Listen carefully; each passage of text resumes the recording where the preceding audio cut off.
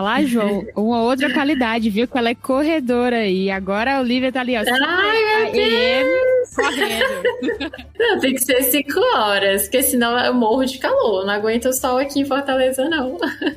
Coisas que resumem o Brasil 2024, né? Jogo do Tigrinho, grupo de corrida, chá revelação, esquema de pirâmide, tudo faz parte.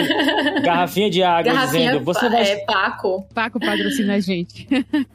A ideia aqui é a gente falar 4 clinicagens sobre esses exames, né? Pra gente tentar deixar mais fácil e ter a Olivia que vai nos ajudar a trazer mais, assim, clinicagens sobre os passo a passo que a gente vai falar aqui. João, quais são as clinicagens que a gente vai falar hoje? São 4 clinicagens, tá, Ju? A primeira é o que é a colonoscopia e qual a diferença da colonoscopia para a retossigmoidoscopia flexível e para a anoscopia. Tá. A segunda é o uso clínico da colonoscopia em que, aí já entrando mais na própria colonoscopia, né? O que dá para ser feito do ponto de vista diagnóstico e terapêutico com o exame. Beleza. A terceira é o preparo da colonoscopia, que tem muita dúvida, né? Qual a melhor solução, como que administra, detalhes desse contexto. E, por fim, a quarta clinicagem são os efeitos adversos, as complicações da colonoscopia, né? Como é que elas se distribuem, fatores de risco e coisas nesse sentido. Vamos nessa? Vamos lá.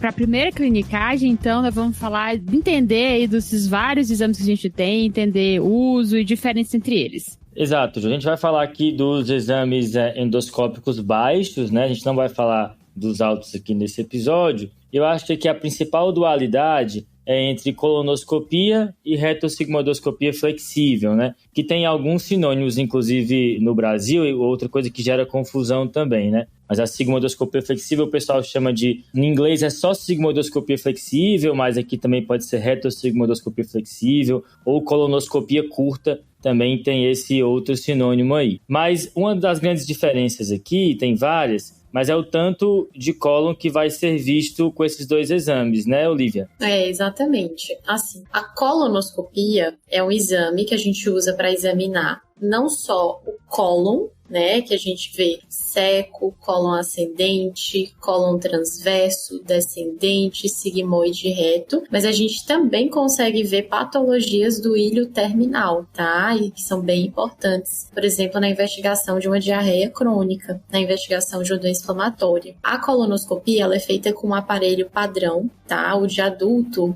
ele tem mais ou menos aí 1,70 de comprimento, então a gente tem bastante aparelho, e ele é diferente da retossigmoidoscopia. A retossigmoidoscopia, como o próprio nome já diz, a gente vê melhor o reto e o sigmoide, que prioriza, né, esses 2 segmentos, mas a gente consegue ver também até a flexura esplênica. E na retossigmoidoscopia, a gente pode fazer tanto com colonoscópio padrão, mas também existe um aparelho próprio de retossigmoidoscopia, que ele tem mais ou menos aí uns 70 centímetros, e esse aparelho é flexível.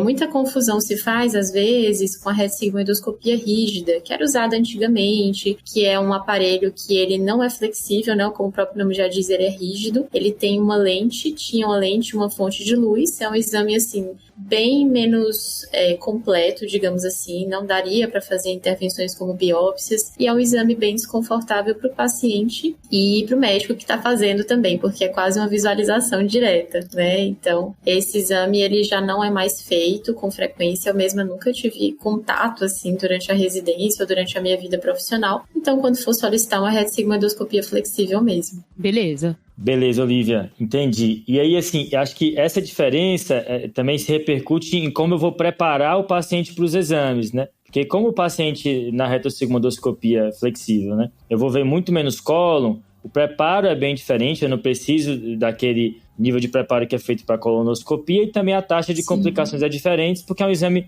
menos invasivo, né? Pois é, então assim, quando é que a gente vai preferir a retossigmoidoscopia flexível? Justamente por ela ser um exame menos invasivo e por exigir um preparo apenas via retal, como o Plister, por exemplo. Tá.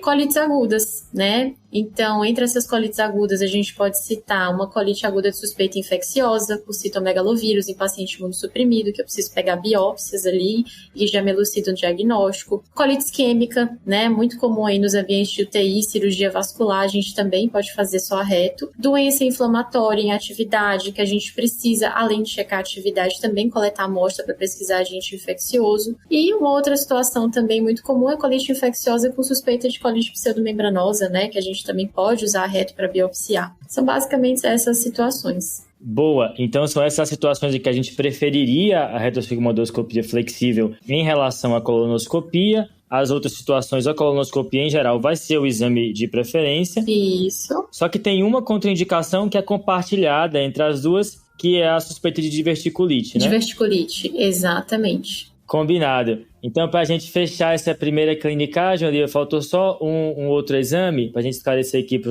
os nossos ouvintes, que é a anoscopia, né? Se eu estou fazendo o exame com colonoscópio, com retossigmoidoscopia flexível, que vai ver o cólon, né? Será que eu preciso fazer a anoscopia para ver especificamente o ânus? Em que situação se aplicaria?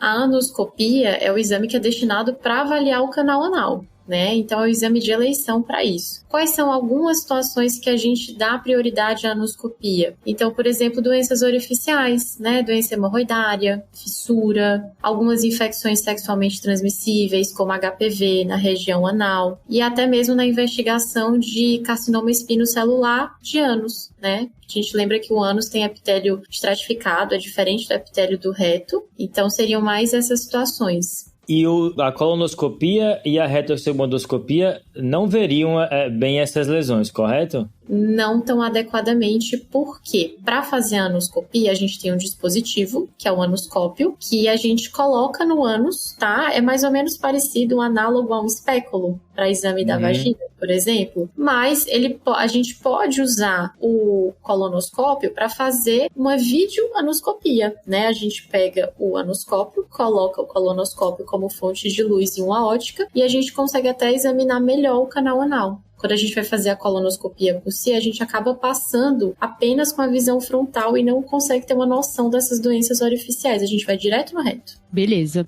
E acho que assim, né, a gente fecha essa primeira clinicagem, que é entender esses vários métodos que tem pra gente fazer essa investigação. E agora a gente vai pro segundo, né, que é o uso clínico.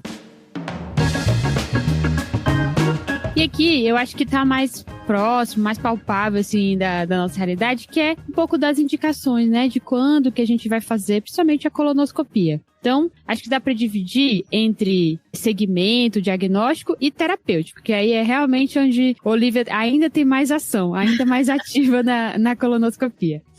E aí, o que é legal, né, pra gente falar?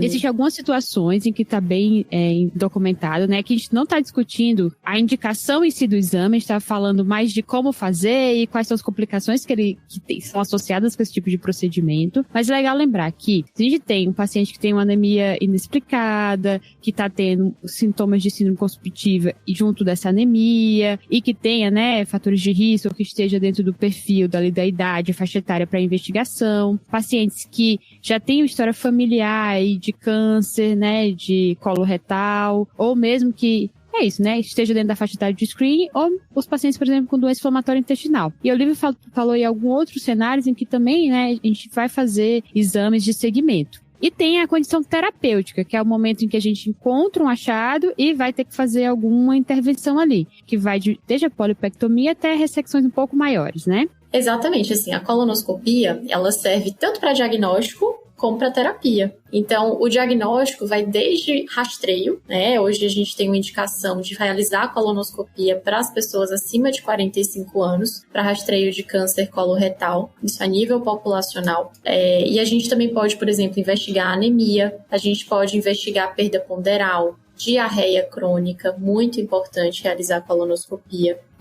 No âmbito diagnóstico também, a gente também pode tentar localizar, às vezes, na investigação aí de uma síndrome consumptiva, algum espessamento, alguma alteração que tenha sido vista na tomografia. E no âmbito terapêutico, quando é que a gente vai intervir? Contexto de urgência, sangramento, né? Então, hemorragia digestiva baixa, no contexto de um sangramento diverticular, de uma angiectasia de cólon em paciente idoso, isso é muito comum.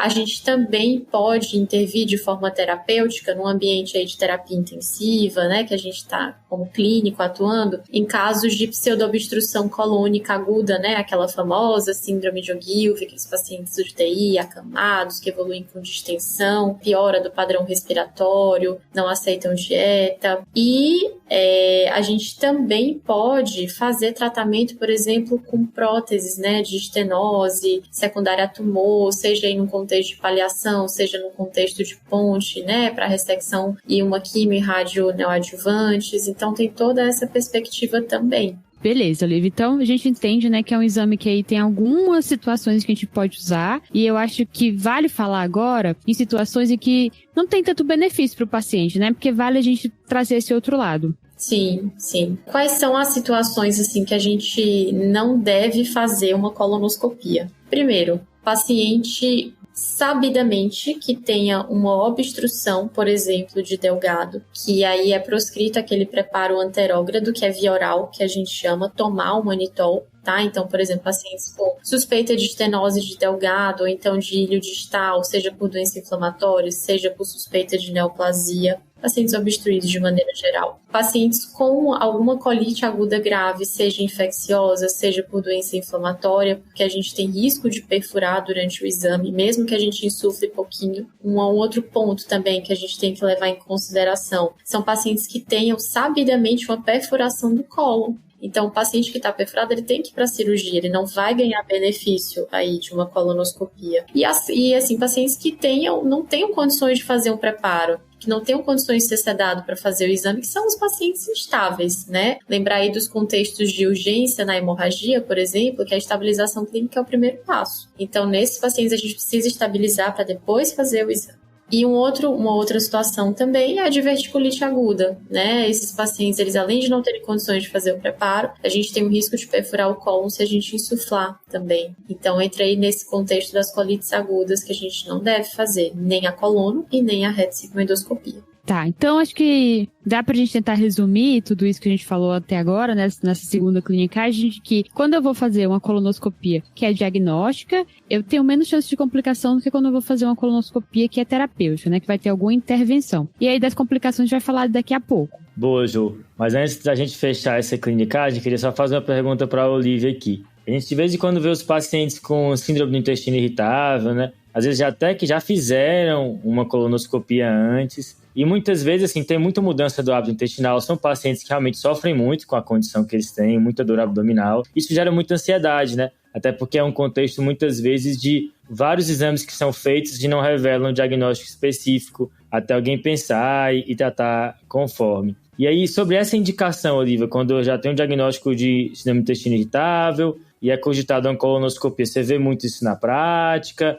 O que deveria ser feito assim nesse contexto? Exatamente. Assim, o diagnóstico de síndrome do intestino irritável é diagnóstico clínico. Então, a gente não precisa da colonoscopia para dar o diagnóstico da síndrome do intestino irritável. Quando é que a gente vai pedir a colonoscopia, por exemplo, que pode agregar? Só se esse paciente tiver, por exemplo, algum sinal de alarme, anemia, uma anemia de padrão ferroprivo, prova de atividade inflamatória elevada, PCR, VHS, sintomas sistêmicos como uma perda de peso importante, febre diária, sudorese noturna, pistas que nos levem a pensar patologias outras que não o intestino irritável. Os pacientes que têm um diagnóstico clínico de intestino irritável, eles não se beneficiam da realização de colonoscopia. Boa.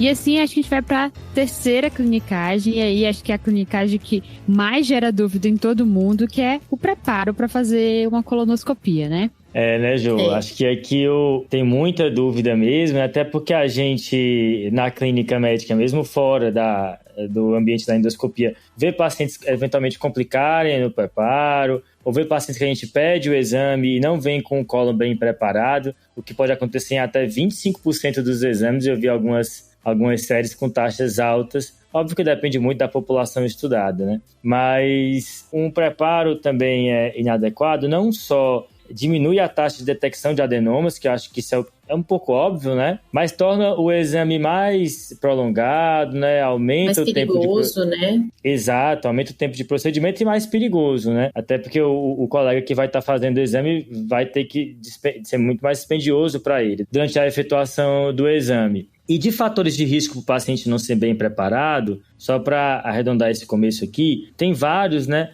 Mas eu queria destacar diabetes, tá? Então esse é um fator de risco que é bem consensual, que esses pacientes têm um preparo pior, mas também obesidade, constipação e uso de medicações que têm o potencial de constipar, como por exemplo tricíclico e opioide. Tá, João, mas acho que aí agora a gente tem que entrar mesmo e entender como que a gente vai fazer o preparo do nosso paciente, né? E aí, o que a gente já sabe? Boa, Jô. Eu vou começar dizendo que tem uma diretriz brasileira sobre isso, tá? Da SOBED. A gente vai deixar linkado aqui nas referências do episódio. Então, muito do que a gente tirou foi de lá, aqui para falar para o nosso ouvinte. Mas acho que um primeiro ponto, já entrando, são as soluções disponíveis para o preparo. E aqui tem 4: manitol, polietilenoglicol, picosulfato de sódio e a lactulose. Na prática, Olivia, a gente vê mais o manitol e o polietilenoglicol, que é o PEG, né? Exatamente, né? A gente tem essas 4 disponíveis. Para falar a verdade, a gente usa muito pouco a lactulose. O Picoprep, né? Que é uma opção que tem aí uma combinação de um laxante, né? Que é o picosulfato, né? Que tem esse laxante irritativo, mas também tem óxido de magnésio, que acaba exercendo também um efeito osmótico. A gente também não usa tanto, até porque pode dar um pouquinho mais de cólica, justamente por ser irritativo. Então, a gente tem muito mais disponível o manitol e o PEG, que é o polietilenoglicol. E dos dois, o mais disponível realmente é o manitol. O polietilenoglicol, a gente prefere, ele é um laxante osmótico também, e a gente prefere em situações que a gente quer talvez atenuar um pouco essa questão dos distúrbios hidroeletrolíticos. Então, pacientes que tenham doença renal crônica, pacientes que tenham alguma arritmia, que estão mais susceptíveis a eventos adversos de uma hipomagnesemia, uma hipocalemia, pacientes mais idosos também, que estejam mais susceptíveis a esses distúrbios, a gente tende a preferir o polietilenoglicol. Agora, ele é menos palatável e ele tem um volume maior, né? Então, isso aí torna ele um pouco menos tolerável nesse sentido. Além do custo, né? Além do custo, né? O manitol é mais barato e é mais disponível. O manitol, ele é um laxante osmótico também. Você não consegue comprar em farmácia, tá? Então isso é interessante. Geralmente você tem que pegar no centro que vai fazer o exame, que lhe disponibiliza o manitol. Inclusive, dividindo aqui, tá? Eu já fiz colonoscopia, tá tudo bem, pessoal, mas eu já fiz. E eu me senti pegando uma coisa assim, aquelas farmácias antigas, é um frasco âmbar, assim, parece aquela louça da Duralex, sabe? Sim. Assim, então, nossa, o negócio aqui é clandestino. Mas é isso mesmo, né? Assim, é interessante isso, porque a gente usa muito aqui no Brasil o manitol, mas a gente não vê muito nas diretrizes internacionais, né? Americana, europeia. Por que isso? Porque existe um risco, que é um risco muito pequeno, de explosão colônica pelo manitol, que a gente pode até conversar mais na frente, mas isso sim é anedótico, tá? De fato, aqui a gente utiliza o manitol sim, e o manitol 20%. Olivia já tá dando alguns spoilers aí do próximo clinicagem. Acho que assim, no final, pelo que eu entendi, o manitol é a dipirona do colonoscopista, né? Exatamente, exatamente. A nossa dipirona. Não tem dipirona nos Estados Unidos, na Europa, por causa de anedota, mas no final tudo bem usar, e o manitol parece a mesma coisa, né?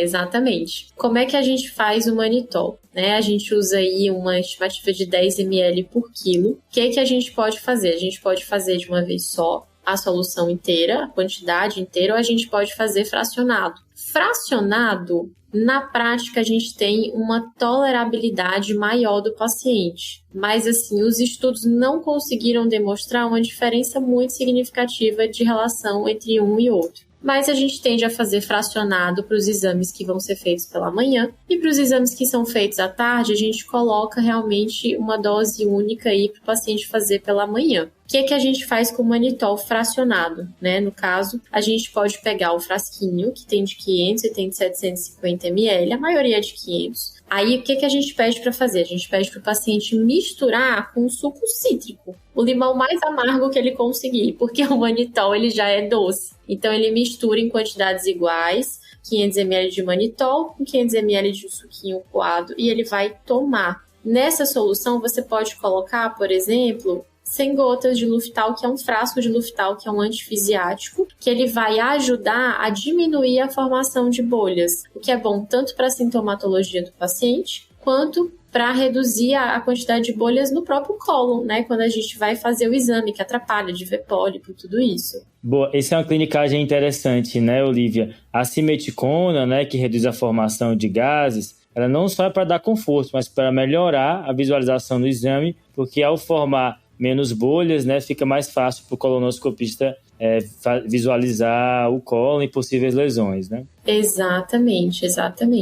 E aí a gente vai ofertando para o paciente, né? E a gente pede também para o paciente em casa, por exemplo, se hidratar bastante. Então, tomar bastante suco de coclara, né? Água de coco, aqueles isotônicos de coclara. É importante frisar que precisa ser de coclara, né? Até para não gerar confundidor durante o exame. E caminhar. Né? Isso é muito importante também. Tomar pequenas quantidades, pequenos goles e caminhar para poder funcionar direitinho esse preparo. Por isso que os pacientes que são acamados, né, ou que o preparo é feito no paciente que está internado, isso é um fator de risco para um preparo inadequado, porque esses pacientes, em geral, não estão deambulando, isso diminui, Exatamente. Né, a eficácia do preparo. E aí, ainda nesse contexto de preparo, na prática, manitol ou polipsenoglicol, em geral, se o exame for antes do meio-dia, dose separada, né, um pouco à noite, outro tanto de manhã cedo, antes do exame. Isso. E se for um exame feito depois do meio-dia, à tarde, você pode fazer uma dose única mesmo e estimular o paciente a deambular. Isso que a gente tem até aqui e também associar aí a simeticona durante o preparo. Mas outra dúvida é o jejum e a dieta que o paciente tem que fazer antes, né? Exatamente, assim. A dieta, na véspera, a gente pede que seja uma dieta com pouca fibra, né? Porque pensa, essas fibras, elas não são completamente digeridas. Então, elas vão permanecer no cólon e vai atrapalhar a nossa visualização. A gente pede também para fazer uma dieta mais leve, então evitar, por exemplo, carne vermelha. A gente pede para evitar também leite e derivados nesse pré-preparo, né, assim, da véspera. E em relação ao jejum. O jejum, pensa, o manitol, ele é um líquido, mas diferentemente dos líquidos claros, que a gente dá em um intervalo de 2 horas, já tem estudos que mostram que para o manitol, talvez seja mais seguro a gente deixar um intervalo aí de 3 horas, porque existe um componente aí de suscitar um pouco de gastroparesia nesses pacientes. Então, a maioria dos centros hoje em dia já coloca aí um intervalo de 3 horas de jejum para o manitol. Acho que vale aqui a gente falar, né, que existe toda uma questão do manejo de medicações, né, pra gente, pro preparo para fazer a colonoscopia, principalmente num contexto que vai ser uma colonoterapêutica, né, mas acho que dentre todas as classes que a gente vai falar, tem os anticoagulantes, que são muitas coisas que não cabe aqui a gente fazer essa discussão, então quem quiser saber mais vai comentar aqui nesse episódio e pedir, porque aí talvez vai ter uma parte 2, mas uma coisa que é legal de falar é, principalmente que tá bem em moda, que são os análogos de LP1 e os duais, né, que é a tizepatida. Como que tem sido feito, Olivia, essa orientação em relação a essas medicações, já que a gente sabe que elas têm um retardo de esvaziamento gástrico? Essas medicações estão sendo bastante utilizadas, né? E aí a gente pega, por exemplo, as recomendações da Sociedade Brasileira de Diabetes e de suspender aí de 14 a 21 dias, tá? Essas medicações. E outro ponto que a gente gosta de frisar é para questionar ativamente o paciente se ele usa, principalmente quando o paciente usa para fins de emagrecimento, porque se não tiver a suspensão em tempo hábil, pode gerar um risco significativo de broncoaspiração. Então, às vezes a gente faz o exame de colonoscopia e faz primeiro de endoscopia no mesmo ato e já nota que tem resíduo e interrompe os exames por risco de broncoaspirar. Mas muitas vezes a gente não faz a endoscopia antes porque o paciente foi só para fazer a colonoscopia. E aí a gente fica ainda mais susceptível, né, quando o paciente omite essa informação e quando não suspendeu em tempo hábil. Muitas vezes tem comida sólida mesmo, né, no estômago. estômago, não aspirável. Então, inviabiliza continuar o exame, porque inviabiliza continuar a sedação. Boa. Acho que essa dica de perguntar diretamente, não só assim amplamente, usa algum remédio, porque às vezes o paciente não considera, porque quando ele tem hipertensão, ele considera que aquilo é uma condição e que ele toma remédio para aquilo. Quando é utilizado para fins de emagrecimento, fica mais objetivo a ideia terapêutica da medicação, e aí ele nem sempre refere de maneira espontânea, né? Exato. E para a gente fechar essa parte de preparo, Olivia, eventualmente a gente vê que alguns pacientes são internados para que o preparo seja feito, né? A gente não encontra nada muito redondo nas diretrizes indicando isso, mas na prática, quando é que se prefere, né? Quando é que se sugere que o paciente seja internado para realizar esse preparo em regime hospitalar? Bom, tem algumas situações, né? Então, primeiro, pacientes que têm risco maior de complicação durante o preparo. Então, pacientes que são renais crônicos, né? Estadio 4 para frente, a gente prefere internar para monitorizar eletrólito, fazer uma hidrataçãozinha com mais cautela. Paciente cardiopata,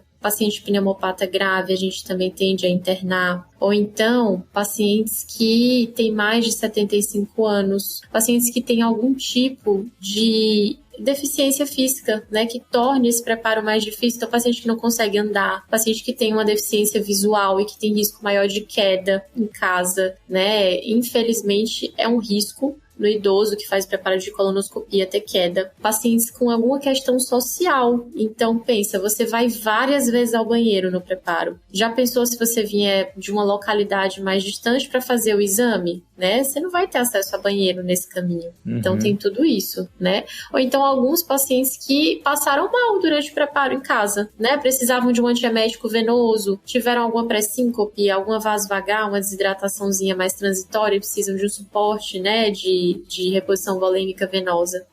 E acho que um ponto interessante aqui, Olivia, para a gente sinalizar para todo mundo é que, assim, não tem objetivamente esse dado, né, formal de estudo, de evidência robusta que deu essa recomendação. Então, vai um pouco da opinião clínica, da sua avaliação clínica e do que, né, as diretrizes recomendam, que são os pacientes que requerem um cuidado especial.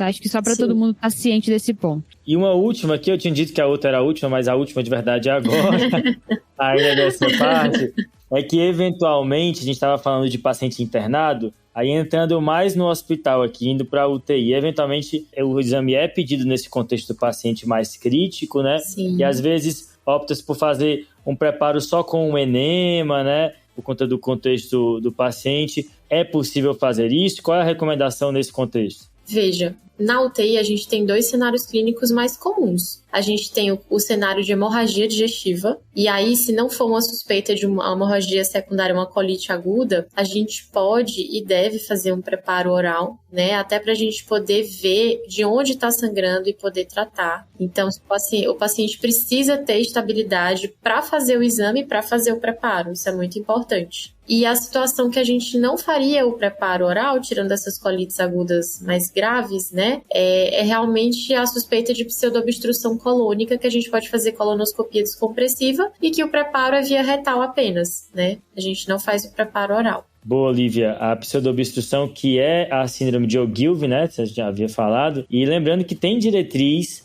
de hemorragia digestiva baixa, né? Do Colégio Americano de Gastroenterologia de 2023, que a gente até contemplou lá no Guia TDC, e é uma coisa que a diretriz fala, né, com moderada qualidade de evidência, é que pacientes com hemorragia digestiva baixa, eles fazem essa recomendação forte, não devem realizar a colonoscopia de urgência, que é aquela em até 24 horas, porque não tem redução de ressangramento ou mortalidade, né, dá para você estabilizar o paciente, preparar e fazer um exame adequado depois desse período. Acho que agora é o momento de a gente ir para a nossa 4ª clinicagem e aí falar das tão famosas complicações. O que é legal é que vale a gente entender aqui, né, que a gente, claro que é uma preocupação e tem que estar na cabeça de todo mundo. Acho que quando a gente convidou a Olivia já deve ter pensado, eles só querem falar de complicação. Não, que isso? Porque realmente é uma coisa pra estar aqui, mas o que a gente já tem de evidência, né? Não é tão comum assim quando a gente imagina, mas é claro que é um evento adverso que a gente sempre quer evitar, já que muitas vezes esse procedimento é realizado no contexto eletivo. E aí tem uma meta-análise de 2016 do Jornal Americano de Gastroenterologia, que ele fez aí pegou 21 estudos, e desses 21 estudos tinha quase 2 milhões de colonoscopias, ou seja, um número bem significativo. E o que eles viu, né? Que tinha nesses registros perfuração 0,5 por 1.000 colonoscopias, sangramento 2,6 por 1.000 colonoscopias e morte 2,9. Ou seja, incidências muito baixas, né, desse tipo de complicação, apesar desse grande volume de procedimento. E existe também uma dificuldade nesses estudos de complicação em colonoscopia, né, Jô? Porque muitas vezes é uma população que já é idosa, que já é comórbida, então que talvez já teria uma complicação de base sem fazer o exame, né? Exatamente. Tem uma grande heterogeneidade, né, da indicação dos exames nesses estudos e do contexto clínico. Isso deve ser levado sempre em consideração também. Então, o exame que comparasse com a taxa de base, né, são os exames mais acurados, né? Isso. E aí tem um dado legal, acho que mais 2 dados legais, na verdade, é que nesse mesmo estudo eles viram que as colonoscopias que eram feitas em contexto de polipectomia tinham maior taxa de perfuração e hemorragia quando comparado com o procedimento só diagnóstico. E uma coorte mais antiga, que essa foi uma publicação de 2009 do Annals of Internal Medicine, ele encontrou exatamente isso. Ele tentou entender quem eram as pessoas que tinham maior risco, né, de eventos adversos no colono. E aí ele encontrou principalmente idosos e especialmente pessoas que tinham AVC, DPOC, fibrilação atrial e IC. Então, talvez esses também sejam os pacientes que a Olivia falou um pouquinho atrás, né? Daqueles pacientes que a gente considera internar. Acho que talvez esse seja a dica, né? Pra gente pensar que esse grupo aqui merece esse cuidado adicional. Exatamente, assim, das complicações que a gente vê nos exames de colonoscopia, a mais comum é o sangramento, tá? Mas o sangramento, ele tá mais envolvido no contexto da colonoscopia terapêutica. Aí, aqui, pessoal, acho que pra gente falar das várias condições, né, várias complicações que a gente tem, vale dividir em 2 grandes grupos. Então, o primeiro grupo são as complicações relacionadas à sedação e ao preparo, e o segundo grupo são as complicações do procedimento em si. Então, a gente vai começar falando desse primeiro para depois falar das complicações do procedimento. Então, aqui existe, a gente já sabe, né, já imagina que todo aquele preparo com os pacientes mais idosos, com mais comorbidades, então a gente está sempre sujeito à desidratação, distúrbios eletrolíticos, né? Além dos sintomas que a gente já falou anteriormente, como desconforto abdominal, náuseas, vômitos e, claro, né, nos pacientes que a gente falou com o uso de medicações que vão reduzir o esvaziamento gástrico, o risco de broncoaspiração. Mas, além disso, tem os cuidados e as complicações que vêm principalmente da sedação. E acho que é uma coisa que a Olivia estava reforçando aqui, que essas complicações são mais comuns do que as complicações relacionadas ao próprio procedimento. Existem alguns riscos, né, do preparo desse paciente. Então, como você comentou, o risco de desidratação, o risco de distúrbios hidroeletrolíticos, né, então hipocalemia, hipomagnesemia, o risco de queda em paciente idoso, então com alguma deficiência física. E existem os riscos da sedação que são até mais comuns do que os riscos do procedimento em si. Então, a gente tem aí o risco de broncoaspiração durante a sedação, por isso que a gente tem que checar bem o período de jejum do paciente. Existe um risco de depressão respiratória, né, por conta dos sedativos que a gente utiliza, mas que pode ser contornada com medidas como abertura de via aérea e ventilação. E existe o risco de hipotensão também. Pensa que já é um paciente que vem desidratado e esses fármacos eles tendem a baixar a pressão mesmo e alguns até a bradicardizar, mas que eles também são contornáveis com a hidratação durante o procedimento e a gente também tem um maior controle da dose das medicações que a gente vai usar para esse paciente. Beleza, então finalizado o primeiro grupo, que era complicações associadas à sedação e ao preparo, a gente vai para o segundo, que aí realmente são as complicações relacionadas ao procedimento. E aqui a gente dividiu em 4 subgrupos. Então, o primeiro é sangramento, o segundo, perfuração, o terceiro, síndrome pós-polipectomia e o quarto, miscelânea, que a gente tem que dar uma roubadinha aqui, né? Bota tudo aí nessa gaveta. Miscelâneas. Que aqui é a miscelânea, vocês vão perceber que aí são condições menos comuns. Então, por isso que a gente botou nesse grande grupo. E aí, vamos começar com acho que sempre vem à cabeça é o sangramento, né, Olivia? Acho que todo mundo, quando pensa em colono, já pensa nisso. Então, a perfuração, né? Ela pode ser uma perfuração imediata, que a gente também vê no intraexame, quando ela é menor que 1 centímetro, que a gente consegue clipar. E existe a perfuração maior, que a gente vai precisar encaminhar para a cirurgia. Essa perfuração, ela pode acontecer por 2 mecanismos. Pode ter o mecanismo mecânico, que aí o ponto mais comum por trauma do aparelho mesmo é na junção reto-sigmoide, que ela é mais angulada, ela é mais fixa. Então, infelizmente, é o ponto que acaba tendo mais perfuração por conta de trauma. E ela pode ser também uma perfuração secundária barotrauma, né? Lembra que a gente precisa insuflar para fazer o exame. E a gente, quando insufla, a parte direita do intestino, né, principalmente o seco, ela tem parede mais fina, então ela fica mais susceptível. Então, existe um risco aí de perfuração por conta disso. A gente também pode perfurar em procedimentos terapêuticos que a gente usa o cautério, por exemplo, e aí acaba tendo injúria térmica que resulte em perfuração. Agora, é interessante lembrar um diagnóstico diferencial, né? Principalmente nesse contexto de uso do cautério. Se a gente tem um paciente que chega na emergência pra gente com dor, uma febrezinha mais baixa, fez uma colonoscopia, tirou um pólipo, usou cautério e a gente fica, será que perfurou? Admite o paciente, faz um exame de imagem, né, para ver se tem pneumoperitônio, se teve perfuração. Mas não teve perfuração, tem só um espessamentozinho ali discreto na tomografia, pode ser o que a gente chama de uma terceira complicação, que é mais rara, que é a síndrome pós-polipectomia. Essa síndrome é uma injúria térmica, né? A conduta ela é conservadora, você não vai operar esse paciente. É uma conduta conservadora, tá? Então, uma hidratação venosa, analgesia, casos muito selecionados de antibiótico terapia, tá? Excelente. E aí, a gente vai pro quarto grupo, né, que é a miscelânea. E por que a gente juntou, né? Realmente, esses 3 primeiros, acho que são as mais comuns, e acho que a síndrome polipectomia é um diferencial aí importante que todo mundo tem que conhecer. E aí as outras, né, vem a que você já chamou de anedóticas, né, Olivia? Acho que um exemplo, acho que é a explosão gasosa, que é uma complicação que está descrita e que imagino que deve ser pouquíssimo vista, né? Graças a Deus. Mas o nome é dramático. Acontece? Um pouquinho muito dramática, mas assim, por que acontece, né? Pensa assim, nosso intestino, a gente tem 5 gases, né? A gente tem o nitrogênio, a gente tem o oxigênio, o hidrogênio, o metano e o CO2. E aí, quando a gente tem um preparo ruim, e a gente faz esse preparo, começou pelo menos o preparo com manitol, que é um açúcar não absorvível, a gente tem bactérias no cólon que metabolizam esse manitol e que geram hidrogênio e gás metano. E aí, a gente já tem oxigênio, que é um comburente no cólon, e quando a gente faz algum uso de algum cautério, a gente tem a faísca.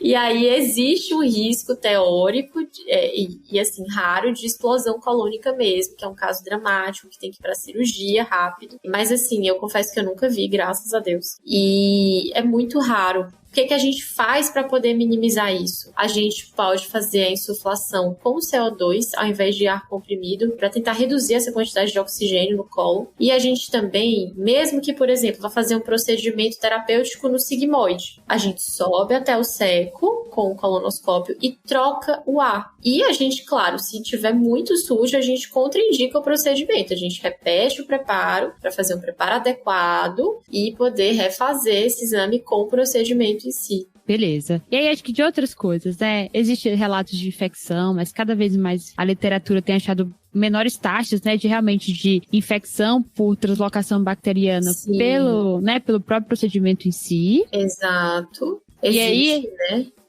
Mas acho que aí ainda mais incomuns são ruptura esplênica, apendicite aguda, diverticulite e o enfisema subcutâneo. Assim, são complicações muito raras. A gente, até assim, os casos que tem na literatura, que são descritos, que são poucos, existe até uma certa dúvida em relação ao nexo causal mesmo, né? Como que a gente explicaria fisiopatologicamente esses acontecimentos. Mas tem descrito, então a gente precisa levar em consideração. E assim, aproveitando a química aí que a Olivia falou pra gente, né? Eu pensei que ela ia mandar uma questão de estequiometria aqui, mas teve um estudo brasileiro do pessoal da Unifesp e do Einstein que avaliou os níveis de metano após o preparo com manitol, e o que eles encontraram foi que não tinha níveis de metano detectáveis aí depois com o preparo com manitol, né? Então, atestando aí a segurança do preparo com essa solução, né? Mostrando aí que talvez a gente não veja em outros países, mas por uma percepção excessiva de risco que, na verdade, não se justifica, né? E, além de também, outro comentário interessante, tem uns trabalhos mostrando alguns eventos cardiovasculares após procedimento, né? E, eventualmente, algum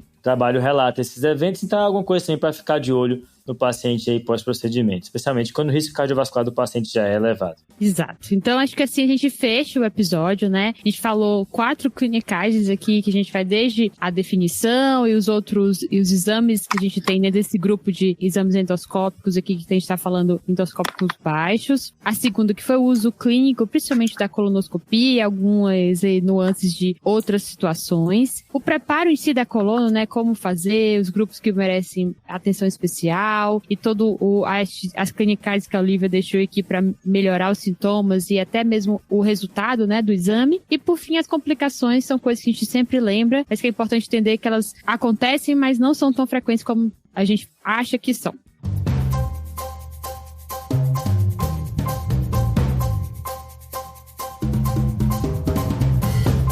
E aí agora a gente vai para o momento esperadíssimo do episódio, que é o momento do salve, né? Boa! Vamos nessa, né, Ju? Então, Olivia, já é de praxe, né, que o convidado começa dando o salve. E para quem vai ser o salve hoje? Ai, gente, que difícil. Não, mas o meu salve vai ser para grupos de pessoas. Eu vou mandar um salve para os meus R iguais da residência de gastro, do Hospital das Clínicas, e para os meus R iguais da residência de endoscopia, também do hospital. Valeu! Esse é o momento Faustão. E o seu salve, Ju? O meu salve vai para um grande amigo que chama Tiago. O Tiago, ele é funcionário lá do Hospital das Clínicas. A Olivia conhece o Tiago. Maravilhoso! E ele apesar de não ser médico, não ser profissional da saúde, ele é um super entusiasta assim, de tudo que o TDC produz. Ele tá sempre acompanhando, curtindo, reagindo. Então ele é um grande fã que não consegue consumir 100% do conteúdo e que me disse, eu mereço meu salve. Realmente, Tiago, você merece seu salve. Com Fica aqui certeza. um grande abraço. Salve, Thiago. Lembra que a gente tem pessoas que são casadas, namoradas. O cara é engenheiro, casado com a médica, marido da médica. E ele acaba tendo que escutar, porque o companheiro, aí é isso, vai na onda também. É bom que você tenha assunto pra conversar com o crush aí, com o companheiro, companheira, tá? Indo pro meu salve aqui, eu vou dar um salve pra Letícia, que é lá da Bahia, tá? E que, aproveitando que é um episódio aqui de gastro, né? Ela disse que tem uma regra para decorar os exames de lesão hepática, né? De que o ALT, né? Que é a TGP, ela decora que o L é de liver e o P é de fígado com pH, né? O fígado. Não. E o AST, que é o TGO, é o S de sistêmico e o O de outros órgãos. Então é isso aí, né? Vamos respeitar cada um com a sua própria regrinha mnemônica. Meu salve vai para você, Letícia. É isso aí, então, pessoal. Acho que assim a gente finaliza o episódio. Lembre de seguir a gente nas nossas redes sociais, o @tadeclinicagem no Instagram, no Twitter, X, né, para os novos, no canal do YouTube e, claro, né, a gente tem o guia, nosso serviço de revisão e atualização em clínica médica. Então, quer saber mais? Mais informações aqui na descrição do episódio. Boa, obrigado, Olivia. Valeu. Obrigada, Olivia. Gente, obrigada. Tchau, prazer estar aqui. Valeu, falou. Tchau. Esse podcast tem como objetivo educação médica. Não utilize como recomendação. Para isso, procure o seu médico.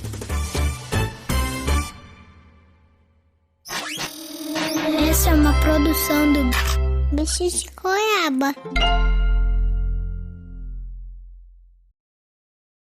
Gostou desse conteúdo? Não esqueça de se inscrever no canal e, mais importante, ative o sininho para receber sempre o alerta quando conteúdos novos do TDC como esse forem lançados. O nosso canal sempre lança conteúdo novo semanal, como todos esses vídeos aqui na tela. Dá uma conferida.